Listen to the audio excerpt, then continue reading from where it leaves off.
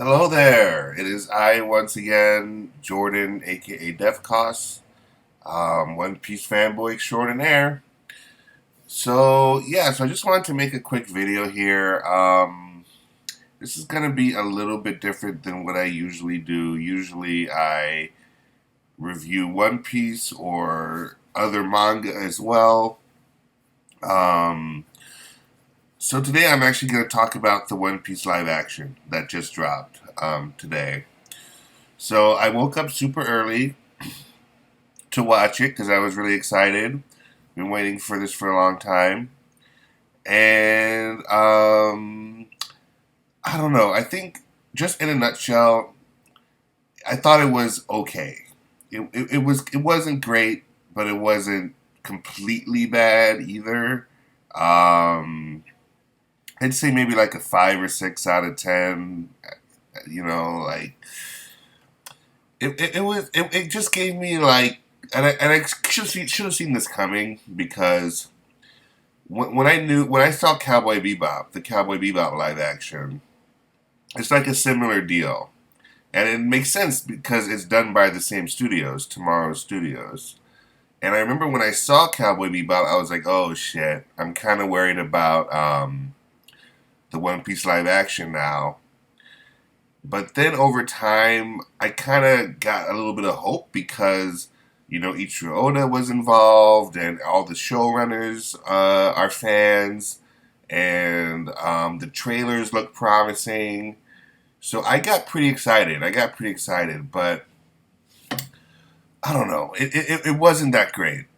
I didn't enjoy it that much. I felt like they changed too many things from I understand you can't make it exactly the same. That's fine. It's an adaptation, not like a complete like recreation of the original like material. I understand that, but like when it's not better, when the changes that they make, and I feel this way about about any adaptation. Um, if the changes you make aren't improving on the source material, then why make the changes?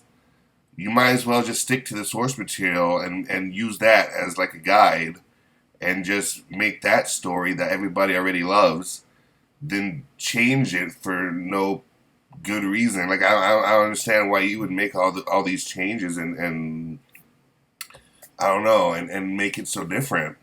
I know that they're trying to appeal to a new audience. They're not just trying to appeal to One Piece fans, although I feel like mostly the people who are gonna watch it are gonna be One Piece fans. Um, I mean, maybe not. Maybe more new people will watch it and like it. But but yeah, I feel like I mean I've been a One Piece fan my whole life. Like that's why I wanted to watch it because I wanted to see their take on One Piece. Um, I mean, the first episode, I'll admit, the first episode was pretty good. Like when I saw the first episode, I was like, oh, okay, this actually isn't completely like bad. This is kind of interesting and cool. And I got into it. I thought they did a good job, like recreating the beginning of the story. Like that. Like the first episode was a good adaptation, in my opinion. It's not like the exact same thing that happened in the manga or the anime, but it's pretty much the same thing. They get the point across in the same way. Um, so I felt like the first episode was actually the strongest episode out of all of the episodes.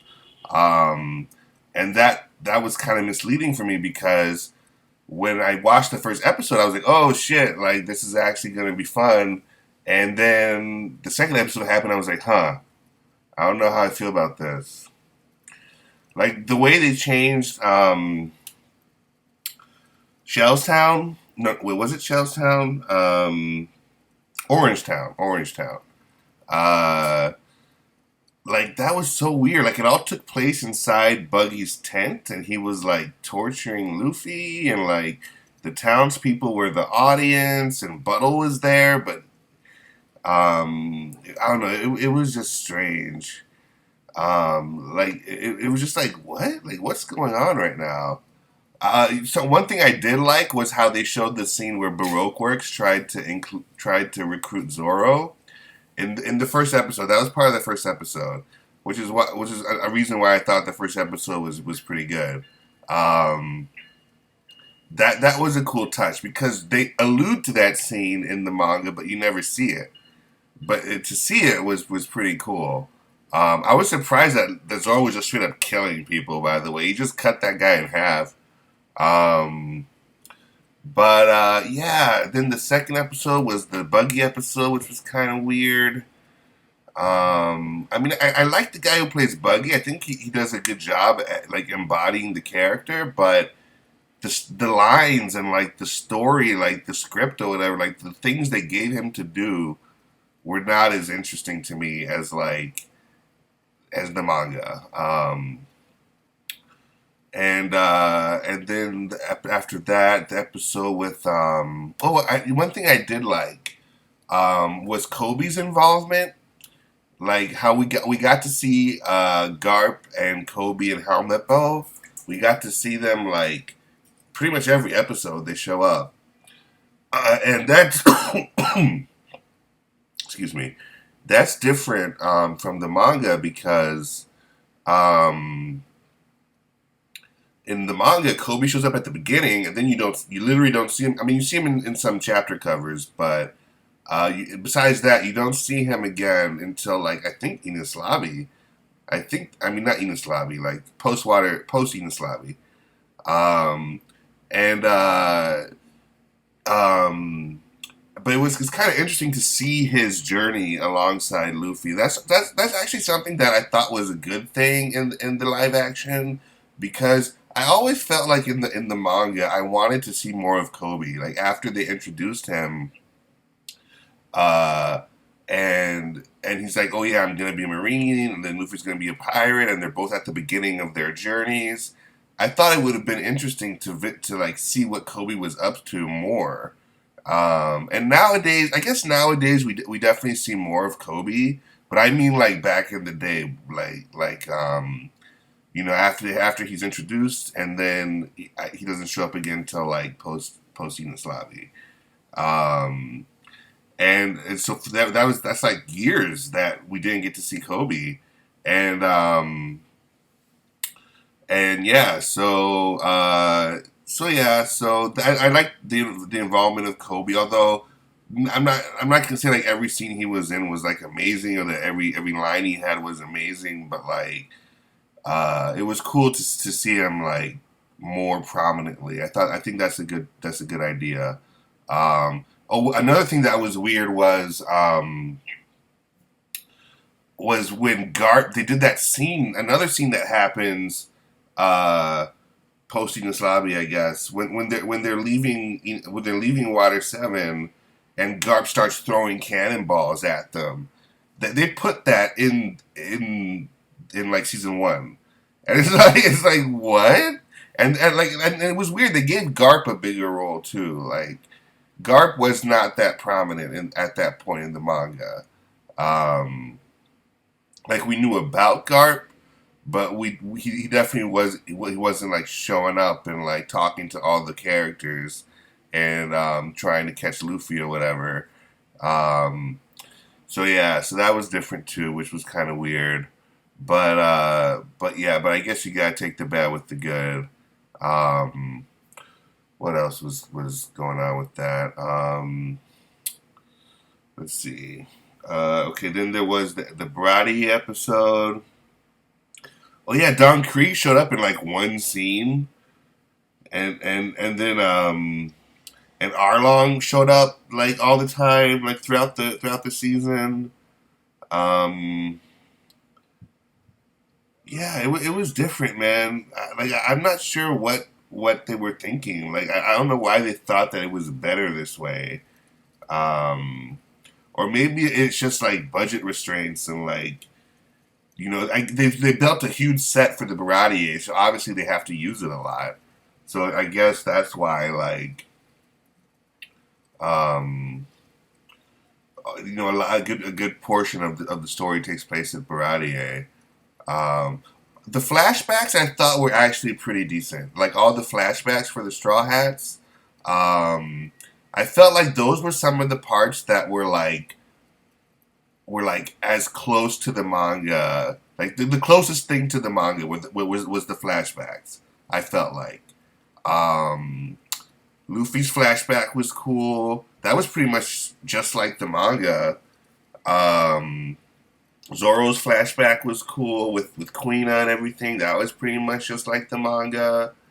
Um, Usopp, Usopp's flashback was shorter, and I felt like that kid did not look like Usopp, bro. I was like, yo, how does that kid grow up to look like fucking Usopp, like the grown up Usopp? But uh, I mean, the flashback was effective. It just wasn't very long. Um, and then Nami's flashback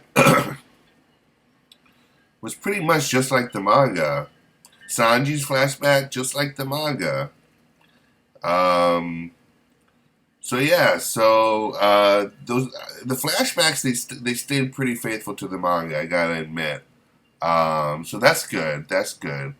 Um, yeah, yeah. I'm trying not to bash it too hard because I mean I'm just a huge fan of the manga like and the anime and I've been for a long time. So I was really excited to see the live action and I had hopes for it.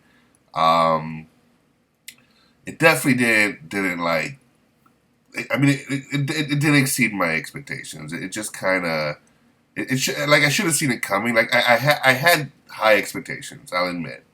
Um, but yeah, yeah,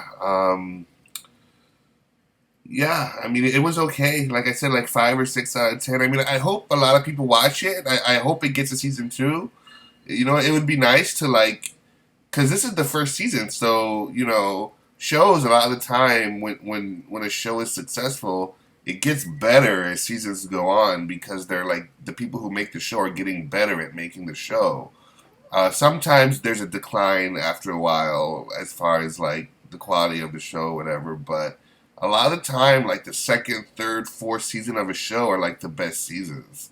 Um, so it would be cool if like it did get a second season and they did do Alabasta. Um, and I would guess maybe Alabasta would be like the entire season, or maybe they would do Drum Island and Alabasta. Or I guess they would have to do Whiskey Peak. Maybe they would do Whiskey Peak, Drum Island, and Alabasta in season 2. Maybe that's what it would be. And they do like another 8 episodes. Um, so like you can do like two or 3 episodes for an arc, or like 2.5 or whatever. Um, yeah, I mean, I wish them all the best. Everybody who's involved in the show, I hope they get a good reception, and I hope that um, we're able to move forward and improve upon what we have here because it does have potential. And there even there were some scenes like the stuff that they changed. There were some scenes that I enjoyed. You know what I mean? Like it just felt good. So I was just like, oh okay, like this is fine. Like I'll just enjoy this for what it is. Um, Other scenes kind of disappointed me. I'm not gonna lie. But it wasn't that bad. It wasn't that bad. So yeah, so I just wanted to make a quick video here. I won't keep yapping on for too long, but cause it's not like my opinion matters really. It's just I don't know. I just felt like sharing. Um, so yeah, so feel free to. I always say this in my videos now. I'm actually working on a manga myself. Um, you can find links to my social media, my Twitter and my Instagram in the description box. And if you just click on that link, I post on Twitter. I post every page on Twitter. Um, but there's a link to to a website called Global Comics in my description. So if you click on that, you can read from the beginning. You can read chapter 1, and I'm working on chapter 2 right now. So yeah, so I'm a big fan of One Piece, and that's a big reason why I just decided I wanted to draw comics or manga, whatever, as an adult, such as it is. Um, so yeah, feel free to like, comment, subscribe. I would appreciate that quite a bit. And yeah, I think I'm gonna maybe read some more chapters soon, and try to catch up. The new chapter was dope, and now there's another break. There have been so many breaks recently. It's crazy. I guess it's because of the live action. I don't know, but there have been a lot of breaks recently, which is unfortunate. But I mean, I'm never too mad when Oda gets a break because, I mean, the dude's been working his ass off for like over 2 decades, so he deserves to rest whenever he feels like it. Um, so yeah, so I guess I'll go ahead and end the video here. If you indeed watched me talk about the One Piece live action for how long? Over 15 minutes.